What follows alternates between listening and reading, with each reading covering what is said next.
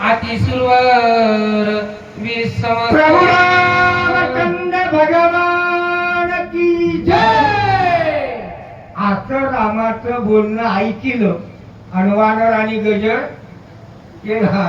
आपल्या मंडपातल्याने नाही केला गजर. ते म्हणजे तुम्हालाच कुठं दिले दोघांना. गजर केला वानराने आणि रामप्रभूच्या आज्ञेनुसार तारेचा आणि सुग्रीवाचा पुनर्विवाह झाला. तारेने सुग्रीवाला पती म्हणून स्वीकार केला आणि सुग्रीव तारा असणारी सानिध्यामध्ये किष्किंधा नगरीकडे जाऊ लागले. हा महोत्सव किष्किंधेत वानर मिळवणी समस्त ऋषी आणि संख्यात अभिषेका. तारे पैक झाल्या. सुग्रीव किष्किंधा नगरीमध्ये गेला. नगरीमध्ये वानर आहेत पण राज्याभिषेक करण्याकरता ऋषी मुनीला बोलवावं लागलं. संत साधू मुनी अवघे झाले ती गोळा. कारण याच्याशिवाय कोणाचंही पद सिद्ध होत नाही. म्हणून सर्व ऋषी मुनी असणारे जमा झाले राजा सुग्रीवाला राज्याभिषेक करण्याकरता. शब्द मूर्तिका तीर्थोद के जय जय कमयाने के सोने चंदने चोखे शिरोदके आणि राज्याभिषेक करायचा म्हणल्यावर 7 मात्या आणल्या. 7 प्रकरी तळवल्या मात्या, 7 समुद्राचं पाणी आणि अष्टदळ पाकळ्याचे कमळाचे फुलं. किती दळ? अष्ट. अष्ट हे भोग आहे आणि 9वीला हे देठ आहे. म्हणून अष्टभोगासहित त्या पत्रावर असताना आपण परवाडीच्या अध्यामध्ये ऐकलं लक्ष्मणाने राम नावलेलं होत. म्हणून त्या पाकळ्याला महत्व प्राप्त झालं. ऋषी मुनीने राज्याभिषेकाची सामुग्री सांगितली. वानर जमा करू लागले. चित्त पल्लव पद्म पल्लव शोक पल्लवाची लवलव नगर सुरंगालेले सर्वाती अपूर्व हनुमंते. आणून त्या आंब्याच्या पानाची तोरणं बांधायची. गावनगरी सजवायची म्हणल्यावर केळीचे फुटं आणायची, ते बांधायचे. आंब्याचे पानं आणून पहिले तोरण बांधायचे. आता आंब्याचे पानं राहिले नाही. आता तोरण काही कुठं राहिले नाही. आता तोरण नाही, सुवर्ण बी नाही. आता आंब्याच्या झालेला देवानी महत्व दिलं म्हणून आंबा हा सर्वात श्रेष्ठ. त्याला चूट म्हणजे आंब्याचा वृक्ष म्हटल्याने अशा प्रकारचे असणारे ऋषी सांगू लागले. शात कुंभ रजत कुंभ सालंकारी श्वेत वर्षेव रत्नी पूर्ण रत्न कुंभ हरी वल्लभ अभिषेका. असणारा काही दह्याचे कुंभ, काही दुधाचे कुंभ, काही सोन्याचे तर काही चांदीचे कुंभ होते. वानराच्या नगरीत सुद्धा सोनं कमी नव्हतं. वानर असून सोनं होतं कारण ते रावणाच्या लंकेच्या परिसरात होते. म्हणून कुणी कोणाच्या सोन्याकडे लक्ष देत नव्हतं.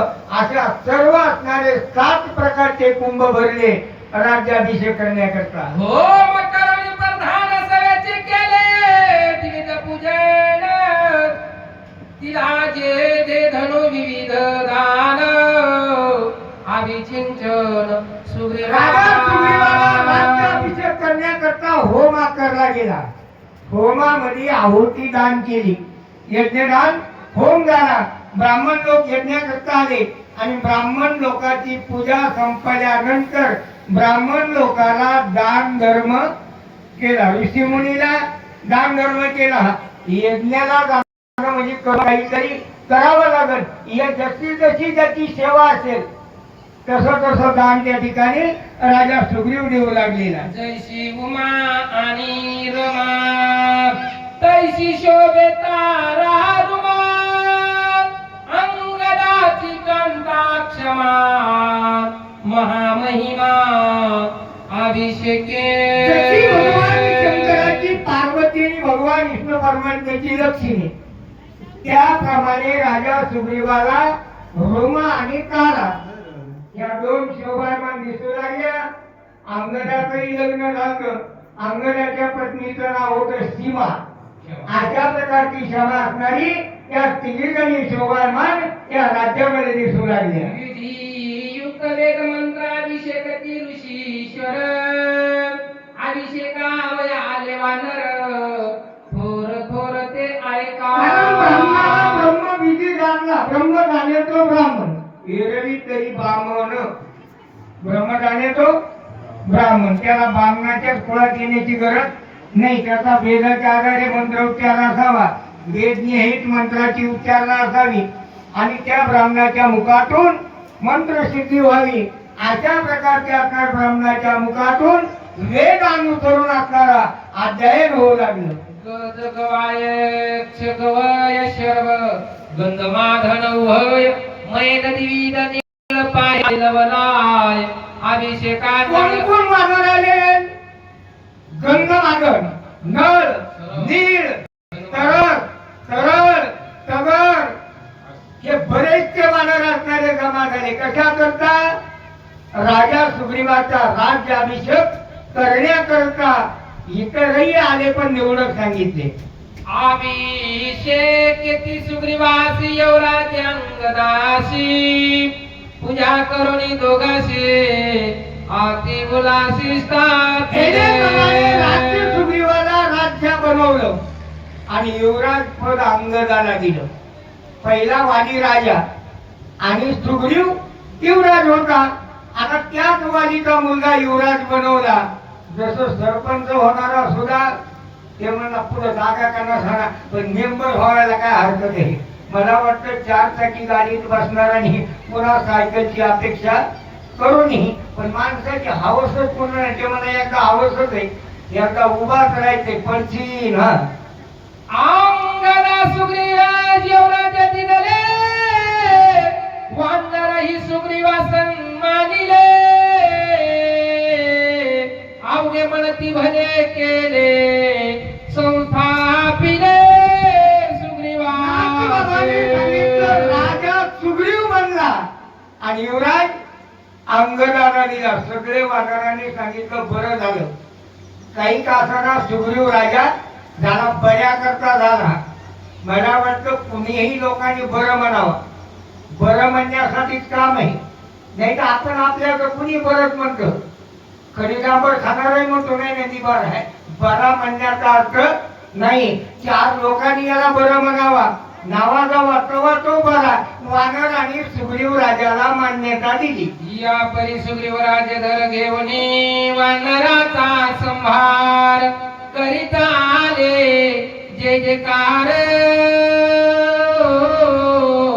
तेने रघुवीर सुखी झाला. त्याप्रमाणे लक्ष्मणाच्या हाताने राजा सुग्रीवाला राज्याभिषेक झाला.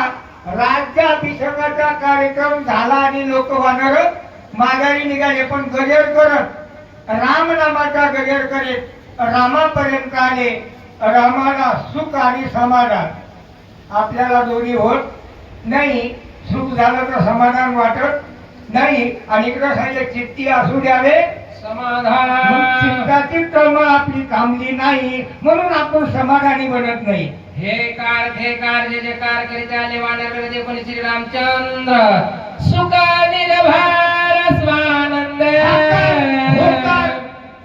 वानराचं बोल नाही ते वानराचं. असं जय जय जय जय करत वानर रामापाशी आले. लक्ष्मण भैयाने रामाचं दर्शन घेतलं आणि राज्याभिषेकाचा सुख सोहळा लक्ष्मणाने रामाला विचार केला. वानराचं ऐकलं नाही. ज्याने पदावर बसिलं त्याच्या हातमुखातून रामप्रभू असणारे राजा सुग्रीवाचा राज्याभिषेक सोहळा ऐकू लागले. रथ सांडणी सत्वर अंगद सुग्रीव सौमित्र लोटांगणी श्रीरामचंद्र नमस्कार वंदिला. कोणत्याही वाहनामध्ये बसून आपण देवाच्या परिसरामध्ये आल्यावर कमीत कमी 100 फुटापासून तरी वाहन बाजूला काढावं. का मंदिराला पाय गाडी, मंदिराच्या पायरीला गाडी आणि पायातले कुठं पायऱ्यावर काय काय